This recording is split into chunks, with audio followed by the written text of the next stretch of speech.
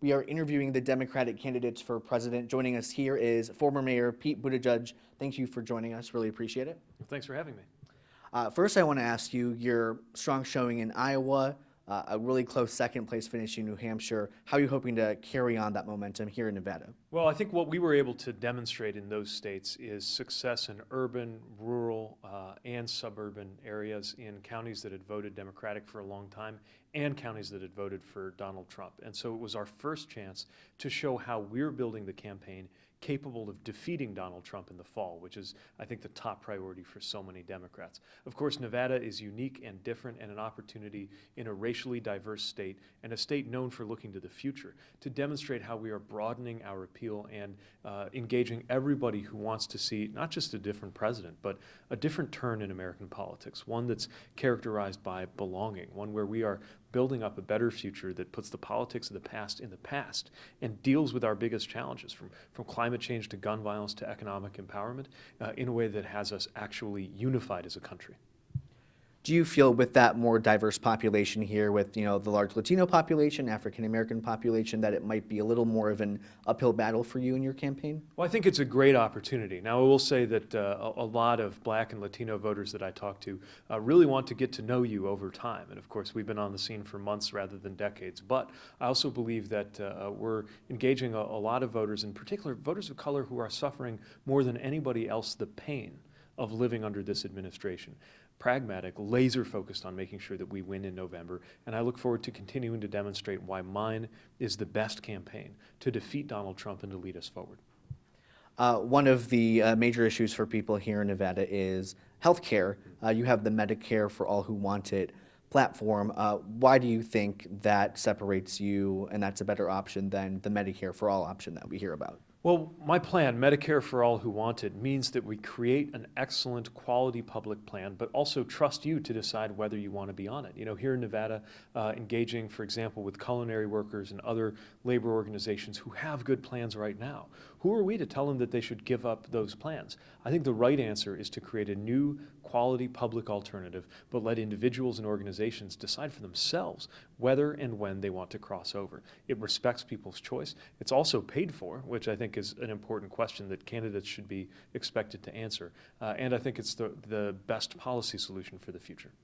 When we talk about the healthcare plans, the more moderate candidates seem to have a similar approach to this, not the Medicare for All option, and for other platforms as well. So why should voters choose you out of the other moderates, such as Biden and Klobuchar, that are in this race? Well, what I'm offering is a different approach than what we've gotten used to in Washington. A lot of people say, why would a mayor run for president? I'm saying that's exactly the point, because when you're a mayor, you're responsible for getting things done, and it's a different mentality.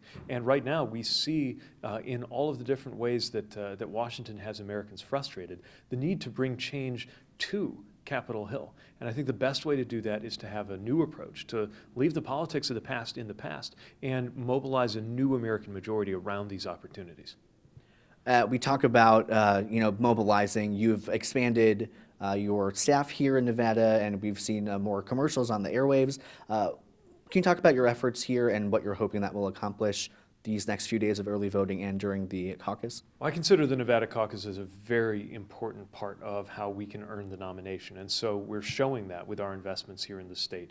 A fantastic team on the ground, now over 100 people, organizers engaging volunteers to reach out to their neighbors and talk about why they want to see unity and boldness in their next presidential candidate. And looking forward to competing, earning votes every single day between now and next Saturday, and I believe we're going to have a great night.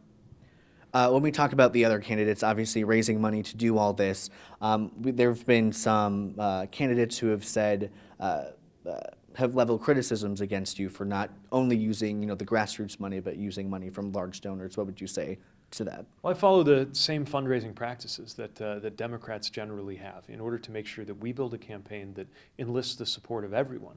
We've had over 2 million contributions to my campaign, most of them people going online to PeteForAmerica.com, chipping in a few bucks. And I'm not going to define my campaign by who we reject. Look, Donald Trump right now is bringing as many resources as possible to hold his grip on power. We need to go into that fight with everything that we've got. And I want people from all walks of life and of all means students to be part of this campaign, helping build the campaign that will defeat Donald Trump in November. We touched on healthcare. Another big issue is the economy here. What is your biggest priority when it comes to creating more opportunities for working class Americans, especially for those here in Nevada who maybe are more in the culinary world or unionized or do more of the service professions? Well, I stand with organized labor and workers seeking to get better, not just better wages, but a better life. And I'm so inspired by the power, the organizing power that workers have shown here on the ground in Nevada, because I think that's a model for the whole country. Look, labor workers have come under attack, and this president, despite all his talk about working people, is clearly focused on making life easier for corporations and the wealthy, but making it harder to organize. I believe we have an enormous opportunity to support higher wages, greater union participation, and greater empowerment of workers, especially workers of color who have found political power through organizations like the Culinary Workers. And I'm so proud to stand with them and believe that we have an opportunity to flex some political muscle for working families and build a future where one job really is enough in America, no matter what walk of life you come from. Lastly, I just want to ask you, when you first started this campaign, did you think, heading into caucus primary season, you would be at the top of the ticket, basically? Well, of course, when I launched this campaign, we believed in the message, but not a lot of people expected that we would reach this point. And to arrive in Nevada with a delegate lead and be in a very strong position to compete here, I think demonstrates the power of a message. Look, I'm not a millionaire. I was not famous a year ago. We put this together from the ground up, and what we've seen is the power of volunteers, organizers, contributors, and above all, a meaningful vision for the country to do extraordinary things in American presidential politics. Great. Mayor Pete, thank you so much. Really appreciate it. Thank you for talking with us. Thanks. And we will continue to interview the candidates ahead of the Nevada caucus, which is just 1 week away.